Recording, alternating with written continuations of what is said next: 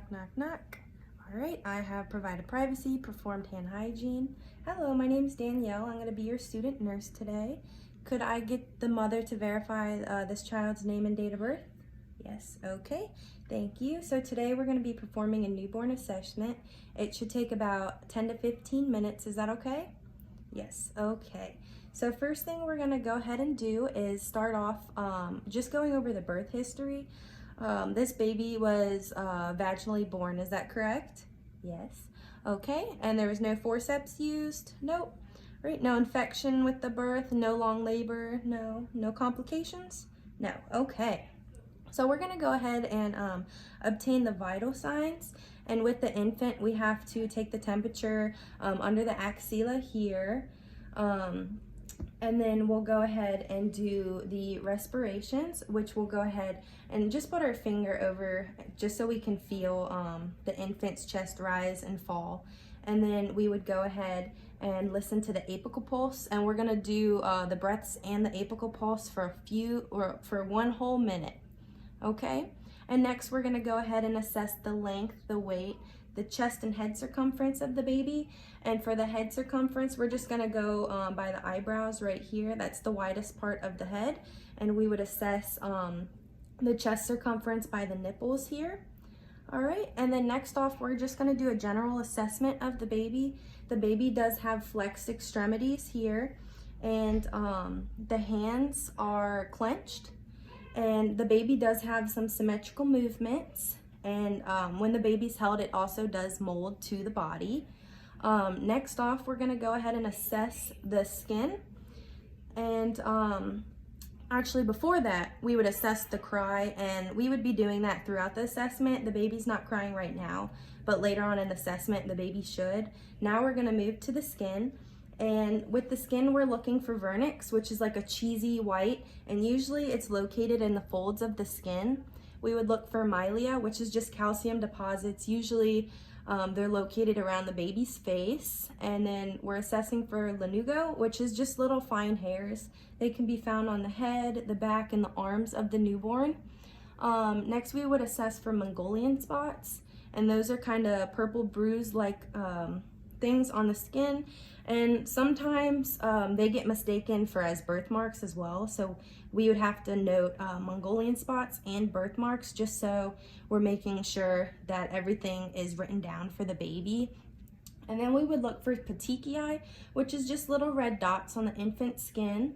All right, and so next off, we're gonna go ahead and assess the head. So we would assess the anterior fontanelle here, and that should be diamond shaped. We're gonna go ahead and palpate for any edema, any raises in the head, anything like that. And then we would assess the posterior, which is gonna be a triangular shaped mark on the head. And this child, it does have some molding, and that's normal with birth. So that's okay. And then we're gonna look for, any blood pooling in the infant's head, which there is not. So next we're just gonna go ahead and assess the face. So everything is symmetrical on the infant's face, and there's no drooping of anything. So now we can go ahead and move to the eyes. So the eyes are symmetric. The irises are blue. Usually they're blue or gray for the newborn. And then we can go ahead and assess for perla. So with an infant, their pupils are gonna be equal, round, and reactant to light, but they do not accommodate, and that's okay. We would also be looking for the infant's lazy eye, and sometimes that's normal within infants, so that's okay. We would then go ahead and move to the ears, and with the ears, you can tell that they are well formed. If we pull them, they should be able to recoil back. And with this infant, you can tell that it does respond to loud noises and stimuli, which is good. And then the ears they align with the outer edges of the eyes. So next we can go ahead and move on to the nose.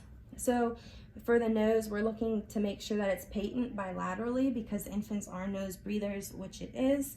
And sometimes the nose will be flat from coming out of the birth canal, and that's normal. Next off, we're gonna go ahead and assess the mouth. So there's no cleft lip or anything, so that's good. We would go ahead and insert our finger and just palpate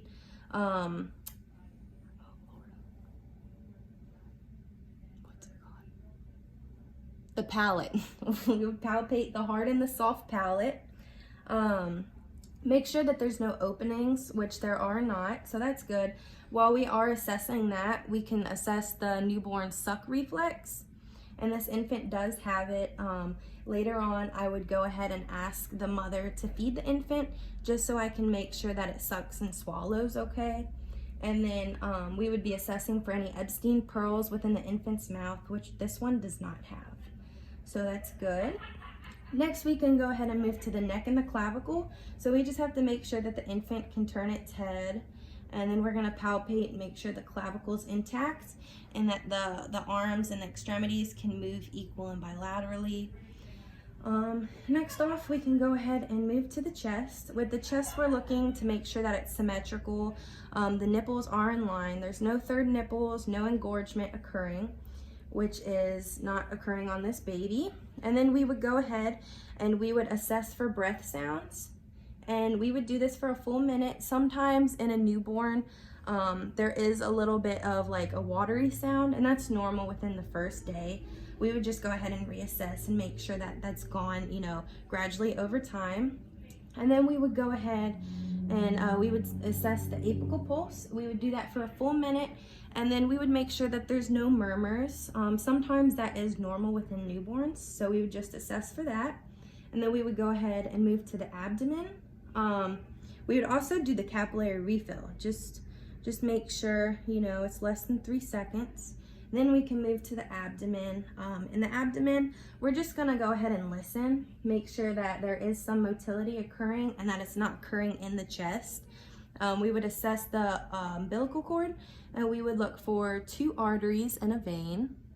All right, and then we would go ahead and move to the perineum. And so for this female, we would go ahead and make sure that the clitoris is being covered by the labia, and then making sure that the voiding pattern is normal. With this newborn, it is.